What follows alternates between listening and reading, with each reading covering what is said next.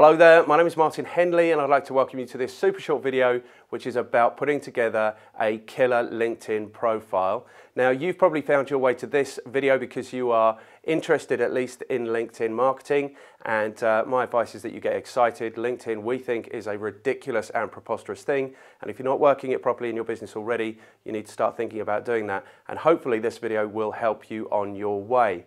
So when it comes to LinkedIn profiles, there are two places you can represent yourself on LinkedIn. The first is on your company page and the second is on your personal profile, where our recommendation is that you invest your time and your energy in your personal profile because the opportunity there is to get much more proactive. So that's why we're talking about your personal profile in this video.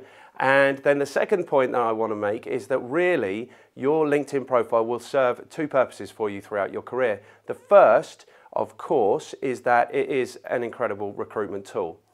So if you are looking for a new opportunity with a new employer, then you should be utilising LinkedIn to do that. But our reckoning is that you might spend maybe 5 or 10% of your career actually looking for a new opportunity, and the lion's share of your career actually making the most of your current opportunity, and that's where we think LinkedIn is most exciting. LinkedIn as a marketing tool to market yourself to prospective customers, and that's why we're talking about your personal profile today. The second point I want to make about your LinkedIn profile is that it will serve two functions for you in the duration of your career. So firstly, of course, LinkedIn is an amazing recruitment tool. So if you are looking to market yourself to prospective employers, then of course you should be using LinkedIn for that purpose. But our reckoning is that you are probably only ever going to be looking for new opportunities for maybe 5 or 10% of your career, and for the other 90% of your career, the opportunity is to be using LinkedIn to make the most of the opportunity that you're in, and that is to use it to market yourself and the products and services that you offer in your job to prospective clients. And so we are talking today unashamedly about using LinkedIn as a marketing tool. So when you come to put together your killer profile, there are essentially 5 elements that you want to be thinking about. The first of those is what LinkedIn are now calling your professional headline. So whereas at the top of your profile right now, I'm sure you will have your job title or your job description, what you really want to do is be delivering some value with that headline, and we're going to show you how to do that in this video. The second thing is there's some benefit in looking at your contact details. So of course, if you want your profile to convert, you need to let people know how they're going to get in touch with you. So our recommendation is you give them your mobile telephone number and your shortest email address, but there also is some SEO benefit here to be had. So we're going to talk to you about that. The third thing is your summary, which we're going to talk about very briefly. I'm sure you are familiar with what you should be saying in your summary. Then your skills and expertise so that people can endorse you for the things that you actually want to be endorsed for. And then the last thing we're going to talk about very briefly is your interests. So the first thing that we're talking about here is your professional headline. Now, the job of your professional headline appears in lots and lots of places. So of course it appears at the top of your profile, it appears on the SERPs page. So when people are looking for you, they will read your professional headline. It will appear on every message that you send, it will appear on every invitation that you send, and it will appear on the people you may know listing also. So it's appearing in those 5 places, and we think there is an opportunity here to be achieving 4 really quite valuable things. So the first thing we think you should be achieving is you should be establishing your level. So if you are an expert at what it is that you do, then you should be telling people that. Should you be shy about that? I don't think you should, but you might also talk about the fact that you are experienced or that you are committed or that you are a specialist. But the first thing you want to do with your professional headline is you want to establish your level. So here's the question that's important. When you have a problem, when you're looking to get a problem fixed, do you engage, or do you go looking for an expert, or do you go looking for a salesperson? And the answer, of course, is that you go looking for an expert. So if you are an expert, and in Malcolm Gladwell's reckoning, you need to have done 10,000 hours of whatever it is that you do. So if you've done what you do professionally for 8 years, then I think you are justified in describing yourself as an expert, but you might want to describe yourself as a virtuoso or whatever it is, a maestro of whatever it is you do. But make no bones about establishing the level that you are at in what you do. So that's the first thing you want to establish with your professional headline. The second thing you can establish, and you would want to establish, is some identification with the people that you want to be working with. So if you target, for example, project managers or marketing managers or technical directors or chief financial officers or chief technical officers, let them know in your professional headline, I am expert at working with you. So my professional headline reads, I am expert or expert at providing marketing managers and business owners with the things that I do. So hopefully that's making sense to you. The third thing you want to establish is what it is that you do.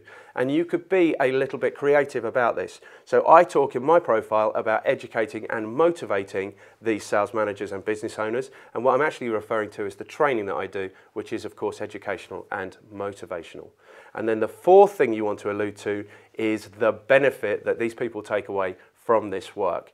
So if you think in terms of features and benefits, then what you will establish, or what you need to establish, is the takeaways, what they take away when they have the benefit of working with you. And the way I like to think about this is if you buy a drill, for example, you're not buying a drill. It doesn't matter that it's red, doesn't matter that it's sharp, doesn't matter any of those things. You're buying the possibility of making holes, or the capability to make holes.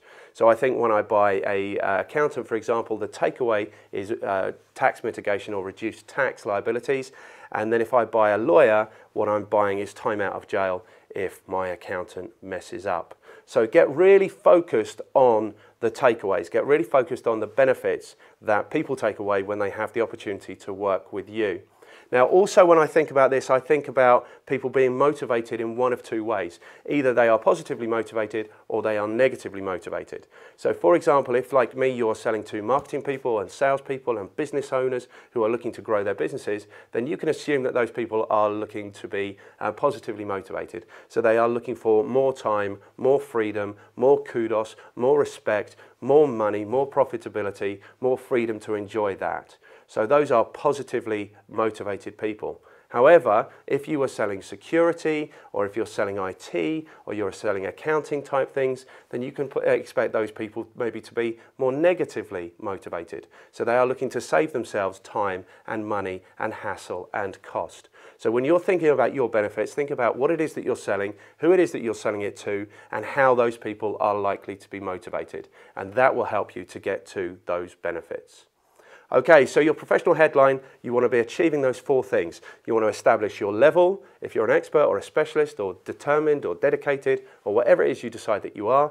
You want to be identifying with the people that you sell to. You want to be giving them an idea of what it is that you are going to do for them. And most importantly, you want to give them the takeaway, the benefit that they're going to take from working with you. And you have to do all of that within about 3 lines. So I think it's 17 or 18 words that you get to do that. But you will see from my profile and from my professional headline that that is perfectly possible. Now in old-fashioned parlance, this is what they might have called the USP, your unique selling point, your elevator pitch. It's what we call a value proposition. Who do you want to work with? What are you going to do? And what benefit are they going to take away from it? So that will give you a killer professional headline. The second thing, the second component that we want to talk about is your contact details.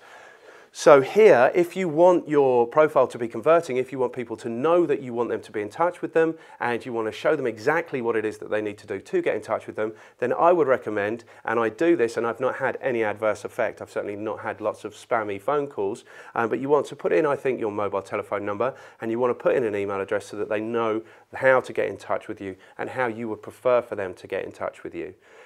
You can also put in your address there, but my reckoning is that nobody's going to sit down and write you a letter because they've been impressed with your LinkedIn profile. But it needs to have at least your telephone number and at least your email address. Now the opportunity here, when you look at your contact details, is to list also 3 websites. That's not to say that you need to have 3 websites, but the opportunity there is to list 3 websites. Now what we say to people here is that there is an SEO benefit if you are to attach your keywords, those words that you are looking to optimize your site for. So for example, as is, I think, optimized for LinkedIn marketing training and social media training and marketing services.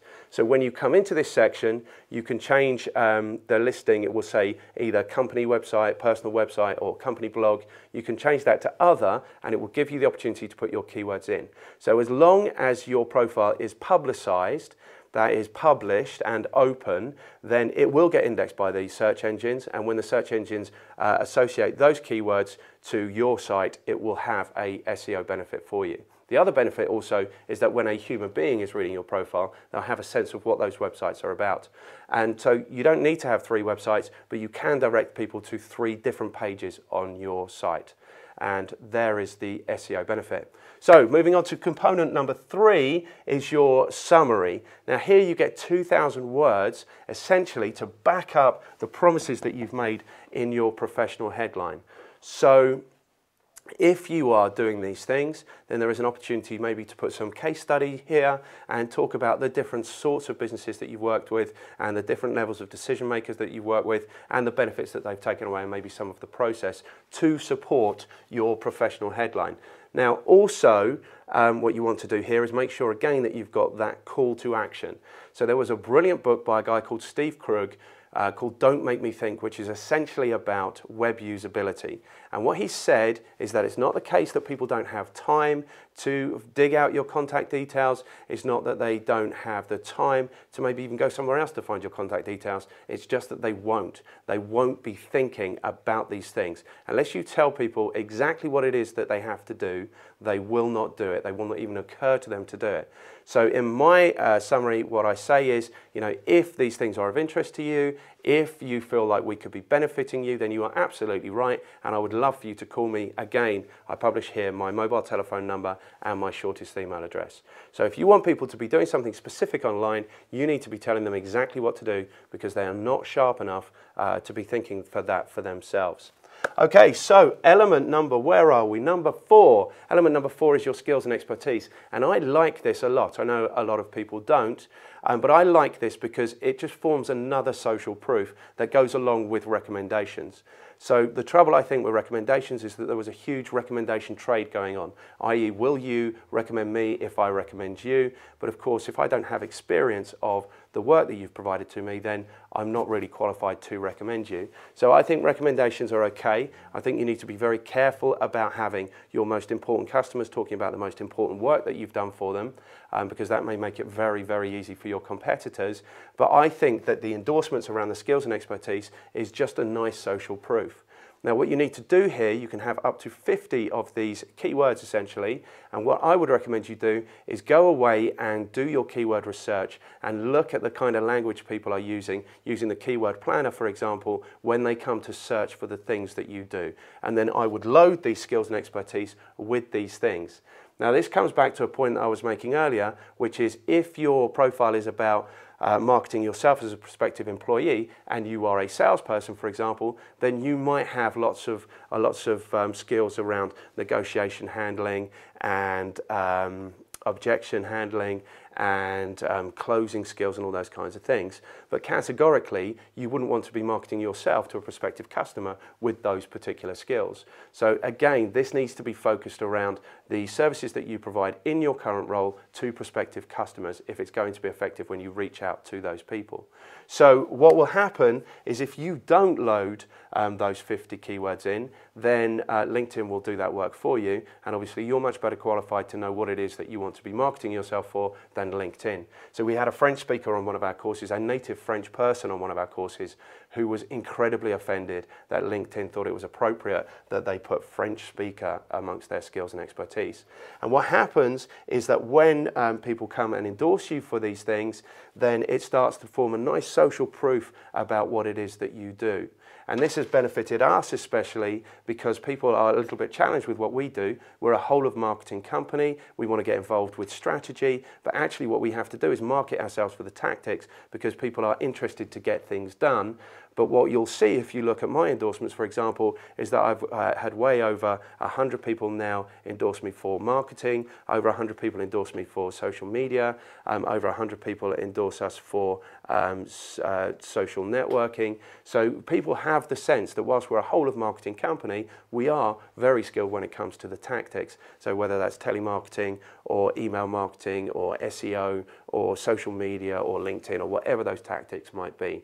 So this, I think, forms a really, really nice social proof. So invest, go and do your keyword research, and whilst we're at it, really you want to be littering your whole profile with your keywords, because you want your profile to be found for the things you do as well as who you are.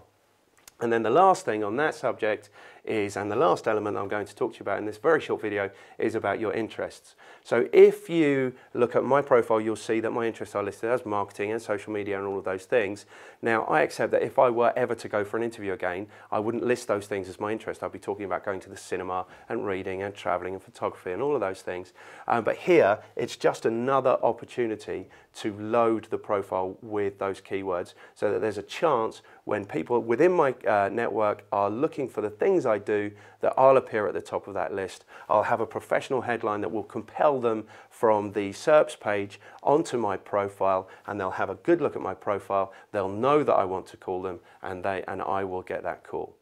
So I hope this has been useful. I'm sure it will be if you manage to get this work done. You know, get excited about LinkedIn marketing, because it's phenomenal. It's achieving really good, really meaningful results for us in our business and for those businesses that we're working with on LinkedIn. And if you like this video, then I'm sure your friends will like it. So please share it with those people. We'd love for as many people as possible to benefit from this video. So if you've enjoyed this, share it and come back, because we'll have something new for you again very soon.